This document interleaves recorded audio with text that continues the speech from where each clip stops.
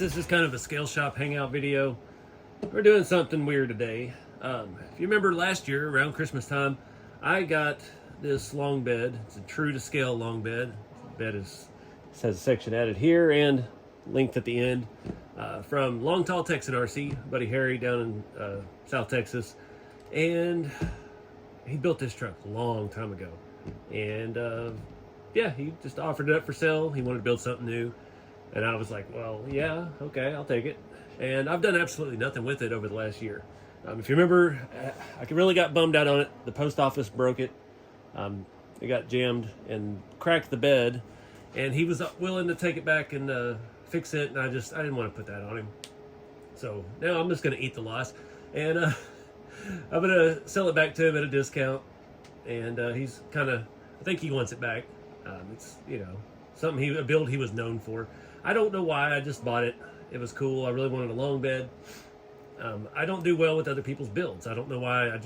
I like to build my own stuff. And for me, this has just kind of been a pain in the butt because it's not mine, even though I own it. So I've ended up here recently building a new shop truck. See the red one back there? My old blue body, which these two trucks have a history together. I built this Crawfest 2 years ago. And yeah, me and Harry did some racing, and it actually has some blue paint on the hood still from where he rear-ended me at the end of a drag race after I won. That's why I kind of thought they would do good together, but it's not. So I'm going to send that back to him, or get it back to him at Crawfest this year. And I have another TF2 chassis, and it's a long wheelbase, but it's got Yoda axles, and that's why it's sitting around, because everything I've built recently is Chevy, and I don't want to do Yoda stuff. So we're going to take this chassis, which has the Ampro Engineering lengthening kit. It's got a whole bolt-in printed thing from Ampro Engineering that moves your rear suspension back further so you can have a proper long bed. And also, I believe it was originally designed for a crew cab Hilux with a normal bed. That's what he designed it for. But Harry had adapted that. So when I got it from him, I just got the body and the extension stuff for it. So I'm going to go ahead and send him the rails with the extensions already on it, but we are going to steal the axles. I don't think he doesn't want the transmission or anything out of it, so keep the cost down. So we'll have another spare transmission, but should be pretty easy to swap over. I'm still the inner fenders. I want my suspension set up off of that. That has the newer TF2 leaf spring setup that came on one of the RTR trucks, and it's super soft. It has the Boom Racing shocks. It's got my good Boom Racing wheels. The rock stompers, which I love on there. I don't know what tire we're going to end up with on the blue truck. But now that the blue truck has the topper, the old vintage topper we did, it doesn't look as good low to me as I think it will high. So I'm going to pull this body off of his truck, and I think we're just going to start swapping everything over. That even has a Bauhaus skid plate, so we're going to go pretty serious. Rip everything off of this one and just bring everything over to here. I believe that has longer front shock hoops with the boom shocks all around it. The suspension on it feels fantastic. It's got a lot of nice cushion to it. So yeah, I'm just gonna have some fun, put on some music, and I think I'll pull the body off of there and see what all I need to move over, and then we'll start tearing it down. I may try to do just one piece at a time. Do the front axle, do the skid plate, I know that has a reef servo in it still, so I definitely don't want to let that go. I think it's got a 444, actually. No, it's got a 422 HD. So, yeah, I can't let go of any electronics. That's why I hate when I sell rigs. If it's not like stock RTR, I try to keep my electronics because I hate buying electronics. I'm not going to let it go and lose money on the deal. I'll just keep it and move it to the next truck. So, yeah, let's figure out a camera position for this thing in my new workshop. Love having all this space. It's been nice. I can bring stuff out like this, spread out. The only downside is you could probably hear all the printers running. And that's something else I want to talk about in this, since this is a scale shop hangout. Before we get started, I got another printer. So we've got the H2S from Bambu. Now, it's not a sponsored deal. I am partnered with them on some things, but I bought this printer because my original X1 Carbon is getting pretty tired. I'm nearing 6,000 hours. It still does great for prototyping and stuff, but as far as production quality, these new machines are just even that much better. And I've had great success with the H2D, much success. But the other carbon I bought last year, or this year, actually around March or April, just couldn't keep up. And that's kind of, I'm trying to stay ahead. The business is doing steady, not, I'm not retiring or anything, but I'm trying to keep up with the technology. That carbon I've rebuilt multiple times. We went through a lot of stuff. These newer machines are just a little bit different. And I know they come out with the P2S, and the P2S is basically the X1 carbon now. It's got a lot of the updates. It's got the LiDAR and things that the carbon had. And I expect, I don't know for a fact, but somebody commented earlier that the X1 carbon is no longer available. And I imagine there'll be an X2 carbon or something along those lines before long. But Bambu keeps coming out with crazy stuff. They had the H2D, dual head, dual nozzles, which is kind of cool. I can keep my expensive filament in the heated AMS. The AMS 2s that come with these new machines, the AMS 2 Pro, they do have a drying feature as well where you can run a cycle and keep it dry. So I've quit using silica gel. I don't need it anymore. The thing can dry itself out. So that's really nice. If you have an older machine, that would be an excellent upgrade to go to the AMS 2 and not have to deal with that. With the new software updates and stuff, it's all compatible. But anyway, the H2D was cool. I didn't need the laser cutting thing. It's not anything I would do. And really with what I do, I don't need the dual nozzles. So the H2S is just a larger single nozzle version. It doesn't have the little side windows. It doesn't have the ability, I don't believe, to do the laser cutting. And it's just one head, comes with the full AMS, and they had them on sale. I was like, all right, cool. I like the bigger print bed. One thing I did not like, I was really disappointed. I was hoping that these two would format the same so I don't have to have so many different versions of each file, because I've got, I don't know, I'd say 25 different products, somewhere around that. And I have to save a version of it and somewhere on the computer organized for the carbons. And then I had to save one for the H2D. And now I have to save a separate one for the H2S. I thought them being the same size, it wouldn't, but because the dual head makes the print range different, so you have to actually reslice everything and save a version. So that kind of nipped me in the butt there, but yeah, it is what it is. You can't go wrong with the new printer. The quality, the technology has changed enough just between those and these in the last year. I mean, I've only been printing a year. This is my 1 year anniversary, basically, of 3D printing at home. And yeah, you see where I'm at. I got a website full of stuff and 4 printers that I've invested heavily in all this. So I do love the Bambu stuff. I've dabbled with some of the other brands over the years with like their slicer software and things like that. And this makes a lot of sense to me, and I don't want to change. So I know there's other brands and people are loyal to whatever brand that you've kind of grown up with, but this is where I'm at with Bambu. I know how this stuff works. It makes sense. Their support settings and all that I can work with really well, and I've made it work for my business. So this was the next option for me, just something to produce my kits on, and it's not, I don't need the complexity of 2 heads. I'm not printing multicolor stuff. I don't see that at all in my foreseeable future with the products and things that I do. So yeah, just to keep the business going and keep the website up and keep products flowing. Yeah, I still got my little carbon. I just printed something on it, the old one over there. We're doing right now, my buddy sent me a file for a blazer back seat. So I've got some armrest for said blazer back seat printed. That one printed that. That's the seat. I'm trying a bench seat over here for Scottsdale, and I don't know about this file. So anyways, this is the very first print on the H2S.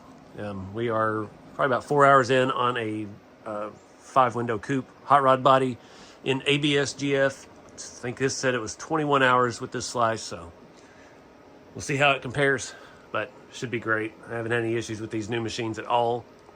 And that's another thing too to think of when you're looking at some of the deals they're having on the older stuff, like the P1S and things like that they've been clearancing out. The technology is just night and day difference. When I first got the X1 Carbon, I had to do maintenance all the time.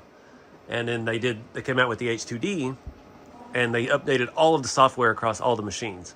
And it's been working a whole lot better. So they're constantly updating, but I wouldn't go backwards because technology, this stuff, I mean, like I said, I've only been doing this a year. and the technology just keeps growing. And I've already, 4 machines they've come out with, 3 or 4 this year, and it's just never ending chasing your tail trying to keep up. But the H2D is at, I think, around 1,800 hours, maybe over 2,000 hours. And I've had to re-grease the screws one time. I've only had to clean the glass once because it actually has a ventilation system, unlike the smaller machines. So that's, to me, that's a huge savings as much as I did. Because I've done 5,000 hours on that machine in 8 months. And it was just constantly, I've been through 4 or 5 nozzles, 4 or 5 extruders, about 20 plates. I've had to rebuild the AMS once with the PFE tubing because it gets clogged up with the ABS dust. Just constant maintenance. It needs belts right now, and the belt job is a pain in the rear. You have to basically de-skin the entire machine to replace the belts, and you got to glue ends of belts together. But anyways, enough 3D printing. Let's get back to our square bodies and start tearing this thing apart.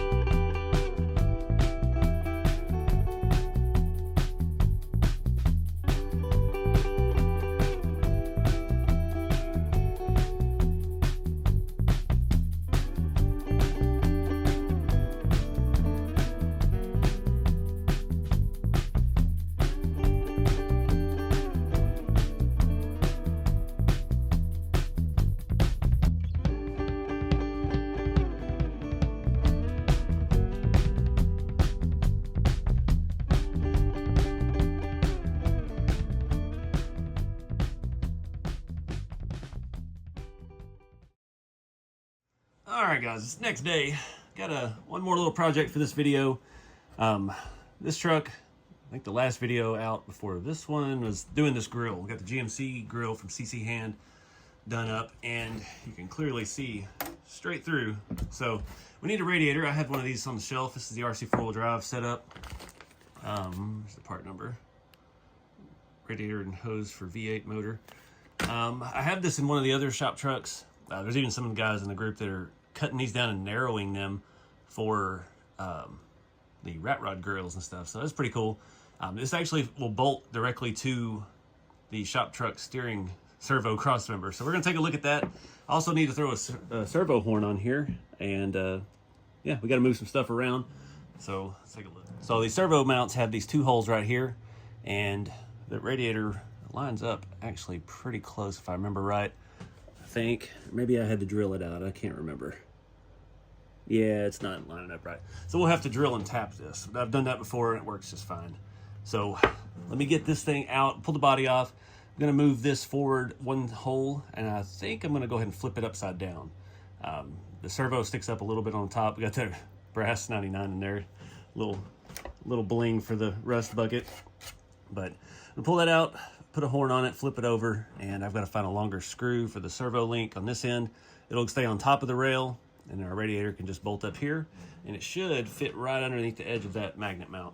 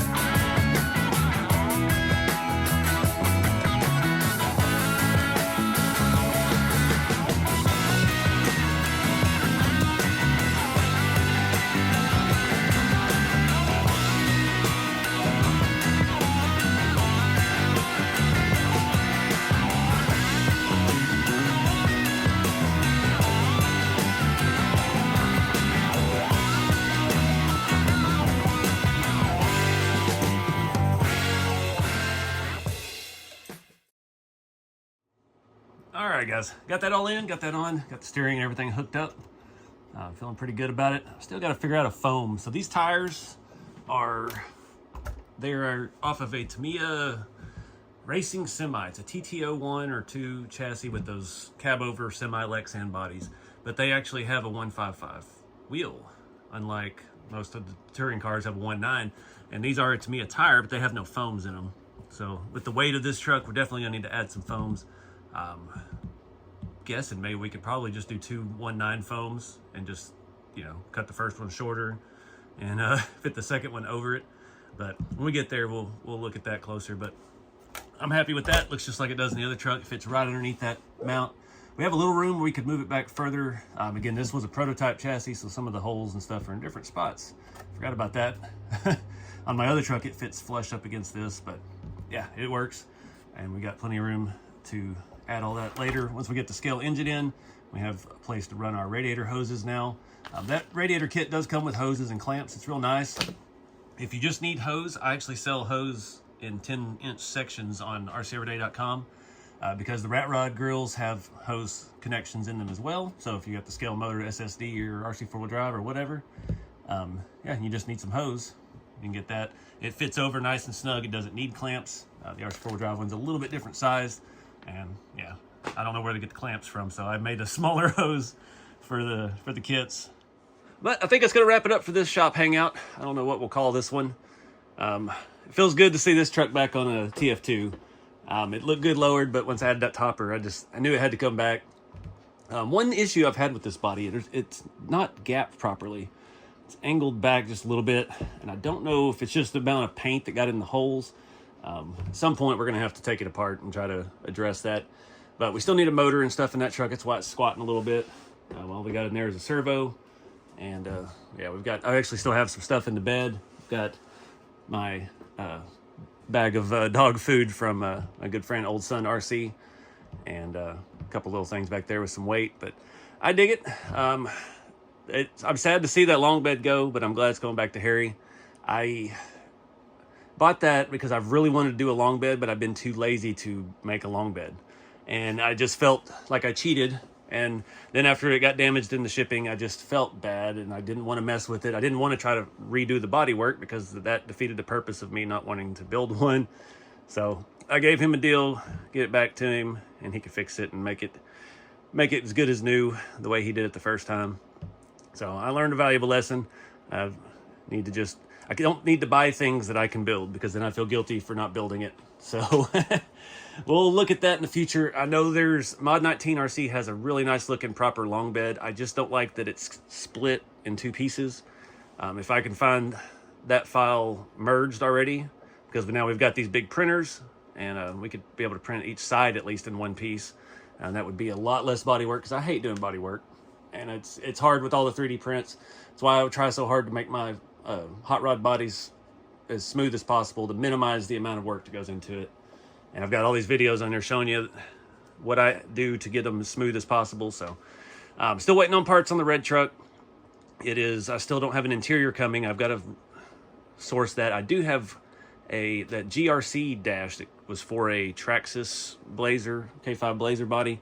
The dash on it is way more scale. It's got opening glove box. It's got proper trim bezel around the gauge clusters. Super cool piece.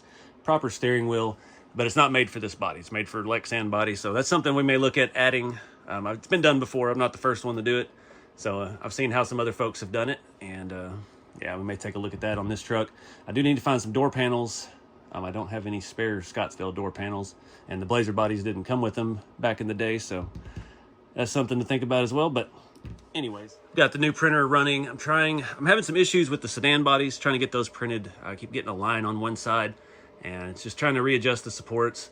I did print the coupe in ABS GF on the new printer, and it is absolutely flawless. So I'm pretty excited about that. So I've made some modifications to the sedan file, and we're going to give it a try on the H2S today, since I am pretty well caught up on manufacturing at the moment, and I've got some free time. I've got some more bedsides in the H2D I need to get out and put in the store inventory, but I am fully stocked on everything, and I appreciate everybody's support over the holidays and all the orders you guys sent in. And there's still a few things out for delivery. Post office is what it is this time of year. It's just it's chaos. But anyway, thanks for hanging out. Scale Shop Hangout. I don't even know what number episode this is. We never really counted these, but we'll call this one the square body switch or something. But anyways, get out there and have some fun with the hobby, guys. Keep it scale, and I'll see you next time.